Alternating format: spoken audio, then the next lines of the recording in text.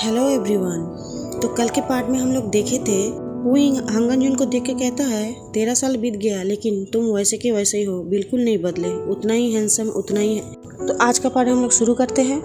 वुइंग अपने ख्यालों के दुनिया से वापस आया और वो अपने रूम की तरफ दौड़ा। उसके रूम में वो अपने पैसे का थैली रखा हुआ था। वो अपने पैसे का थैली लिया और जब बाहर निकला तो देखा उसके रूम के बगल में एक डंकी खड़ा हुआ है। वो उस डंकी में बैठा डंकी के ऊपर बैठा और मो विलेज से निकल गया। इधर वांग जी अपने गुचिन के मदद से वो उस शॉट को शांत किया और अपने स्पिरिचुअल पाउच के अंदर भर के अपने स्लीप के अंदर रख लिया। सुजिए आगे आके कहा, हांगन जुन, हम लोग बहुत कोशिश किए थे इस तलवार को शांत करने के लिए, लेकिन हम लोग नहीं कर पाए। यहाँ पे मास्टर मो थे जो हम लोगों को मदद किया और हम लोगों को बचाया भी। वांग जी सुजिए का बात सुन के कहा, इस स्वॉर्ड के अंदर बहुत ज़्यादा रिसेंटफुल एनर्जी भरा हुआ है, तुम लोग नहीं इसको शांत कर पाते, और जो इंसान तुम लोगों को मदद किया है उसको तुम थैंक यू बोले हो। सुजिए ने कहा, नहीं, हम लोग बहुत ढूंढे लेकिन वो हम लोगों को नहीं मिला, शायद वो यहाँ से चले गए हैं। वांग जी ये सुन के कहा, ठीक है, अब चलो हम लोग चलते हैं।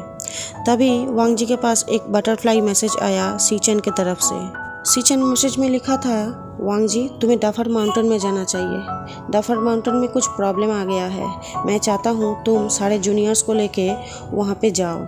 मैसेज पढ़ते ही वांग जी सारे जूनियर्स को लेके डफर माउंटेन की तरफ निकल जाता है। वुइंग भी मो विलेज से निकलते ही एक अनजाने राह पे निकल जाता है अपने गधे लिटिल एप्पल के ऊपर बैठ के।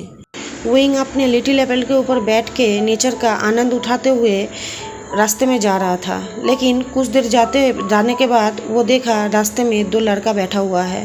वो लिटिल एप्पल से उतर के उस दो लड़के में से एक लड़के को पूछता है, तुम लोग यहाँ पे क्यों बैठे हुए हो, कुछ प्रॉब्लम है तुम लोगों को? एक लड़का उठ के कहा, हाँ, हम लोगों को मदद चाहिए, इसलिए हम लोग यहाँ पे बैठे हुए हैं। हम लोग डफर माउंटेन के नीचे एक छोटा सा गांव में रहते हैं और डफर माउंटेन में बहुत ज़्यादा प्रॉब्लम चल रहा है। वहाँ पे जाते ही किसी भी इंसान का सोल गायब हो जाता है। फिर दूसरा लड़का उठ के कहा, हाँ, ये सच बात है, मुझे लगता है वहाँ पे डांसिंग फेरी ये सब कर रही है। वुइंग ये सुन के कहा, डांसिंग फेरी? लेकिन उस मूर्ति को तो शांत करके उस टेम्पल में बंद कर दिया गया था ना। हाँ, मुझे याद है, ये हांगन जुन ने किया था। तो एक लड़के ने कहा, हाँ, ये सच बात है, हांगन जुन और वै विशियन दोनों मिल के ये काम किया था। वुइंग ये सुन के खुश हो गया और मन में सोचने लगा, चलो कोई तो है जो उसे अच्छे काम के लिए याद रखा है, और उसके मुंह से अनजाने में ही थैंक यू निकल गया। तो वो लड़का पूछा, आप मुझे थैंक यू क्यों बोल रहे हैं? तो वुइंग ने कहा, कुछ नहीं, जस्ट ऐसे ही। वुइंग उन दोनों लड़कों से कहा, मैं तुम लोगों को मदद करूँगा, मैं भी उधर ही जा रहा हूँ। तो उन दोनों लड़के ने वुइंग से कहा, थैंक यू और अपना ख्याल रखना। वुइंग आगे बढ़ गया, लेकिन फिर वापस मुड़ के कहा, उन दोनों लड़कों में से एक लड़के की तरफ पॉइंट करके, तुम्हें पहले कहीं मैं देखा हूँ, तुम मुझे बहुत जाने पहचाने से लग रहे हो। वो लड़का कहा, मैं तो पहली बार आपको देख रहा हूँ यहाँ पे, मुझे नहीं पता आप क्या बोल रहे हो। वुइंग थोड़ा सोचा, फिर वापस घूम के डफर माउंटेन की तरफ चला गया। वुइंग वहाँ से जाते ही वो लड़का कहा, सच में वुशियन, तुम्हारा दिमाग तो नहीं लेकिन तुम्हारा दिल मुझे याद रखा है। चलो बाइलो, हम लोग का काम यहाँ पे हो गया, हम लोग अब चलते हैं। वुइंग डफर माउंटेन में जल्दी पहुँचने के लिए फॉरेस्ट का रास्ता लेता है। वो फॉरेस्ट के अंदर घुसते ही कुछ दूर जाके देखता है कि कुछ लो कल्टीवेटर कुछ नेट में फंस के ऊपर पेड़ में लटका हुआ है, और नीचे एक लड़का खड़ा होके ये सब देख के खुश हो रहा है और उस कल्टीवेटर को उल्टा सीधा बोल रहा है। वुइंग गधे से उतरता है और उस लड़के के तरफ जाता है। उस लड़के के हाथ से तलवार लेके सारे नेट काट देता है और सारे कल्टीवेटर नीचे गिरते ही सब भाग जाते हैं इधर उधर। ये देख के वो लड़का बहुत गुस्सा हो जाता है और चिल्ला के कहता है, मेरा तलवार मुझे वापस करो, तुम मरना चाहते हो?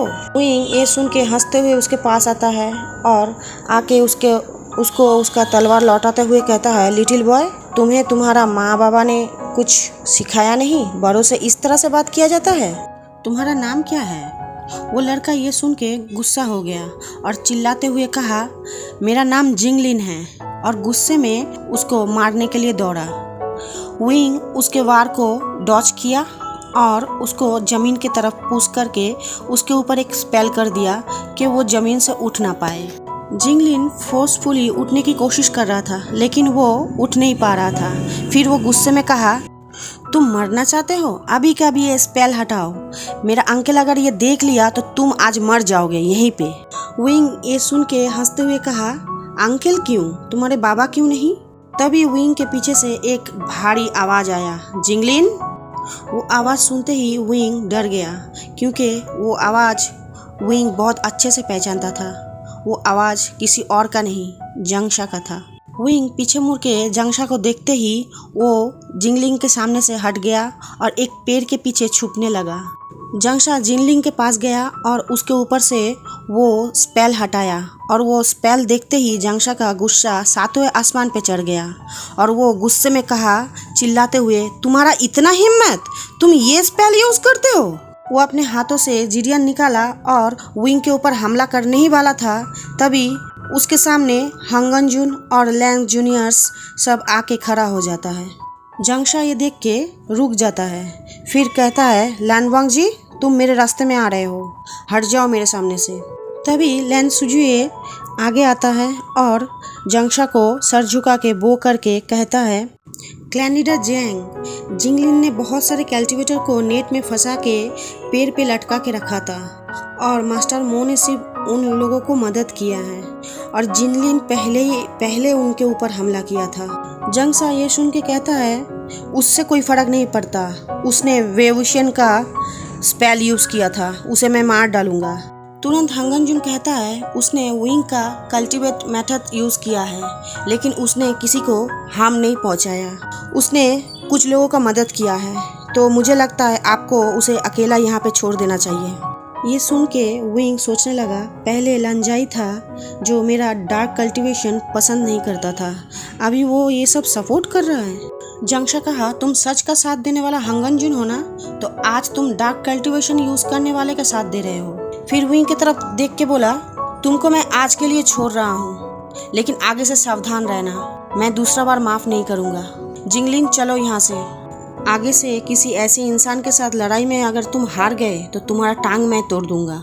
लैन जूनियर्स विंग के सामने आया और उनको बो किया और मो विलेज में उन लोगों को मदद करने के लिए थैंक यू कहा और वहाँ से चला गया। विंग वहाँ पे अकेले खड़ा रहा और सोचता रहा, ये मेरा सीजिया का लड़का है और मैं उसके माँ बाबा के बारे में ऐसा बोला, और फिर अपने हाथों से खुद के गालों में स्लैप करता रहा। फिर वो कुछ देर बाद डफर माउंटेन के ऊपर गया और देखा माउंटेन के ऊपर डांसिंग फेरी का जो मूर्ति थी वो गुफा से बाहर आ गया और सारे जूनियर्स के ऊपर हमला कर रहा था, खास करके जिंगलिंग के ऊपर। वो दौड़ के लैन सुजुए के पास गया और पूछा, ये सब क्या हो रहा है और मूर्ति कैसे जाग गया? सुजुए ने कहा, हम लोग गुफा के अंदर गए थे यहाँ का प्रॉब्लम क्या है ये खोजने, तभी मूर्ति अपने आप ही जाग गया और हम लोगों के ऊपर हमला करने लगा। विंग कहा, हंगनजुन कहाँ है? जिंगी कहा, वो फॉरेस्ट में है। विंग कहा, तुम लोग किस बात का वेट कर रहे हो? अभी के अभी आसमान में सिग्नल छोड़ो, हंगनजुन को बुलाओ। सुजुए ने कहा, मास्टर मो, हम लोग वो लाना भूल गए हैं जल्दीबाजी में।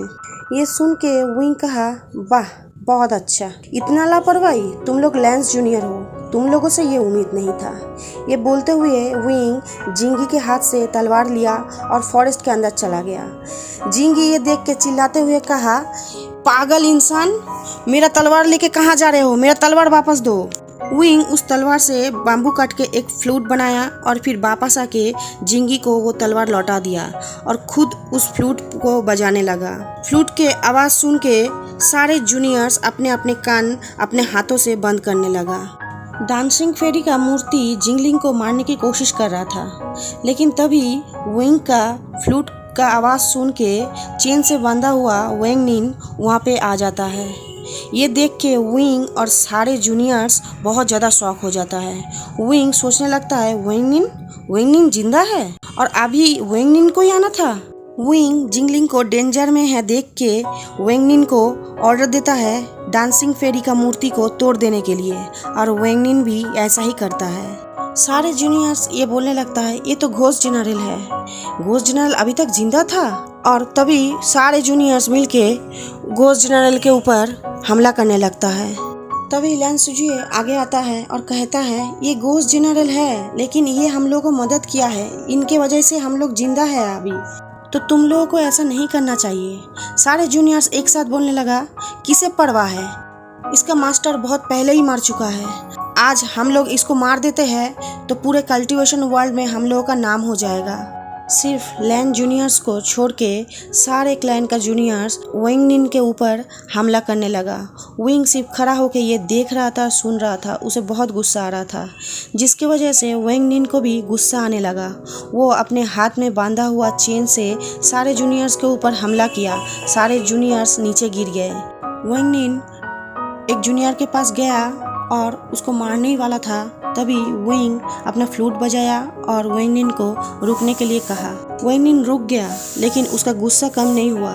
तब विंग अपने फ्लूट से एक सॉफ्ट धुन निकाला और वेंगनिन धीरे धीरे शांत होने लगा और विंग को फॉलो करने लगा फॉरेस्ट की तरफ। विंग पीछे जाते जाते किसी से टकरा गया। विंग पीछे मुड़ के देखा तो वहाँ पे वांगजी खड़ा था। विंग वांगजी को देखते ही घबरा गया और धीमे आवाज में कहने लगा लांजा। वांगजी तुरंत विंग का रिस्ट पकड़ लिया टाइटली, और जिसके वजह से विंग का फ्लूट नीचे गिर गया। फिर अपने मन में सोचने लगा मैं इतना जल्दी किसी के पकड़ में नहीं आ सकता, मैं अभी मोशानियो हूँ, मैं अभी विंग नहीं।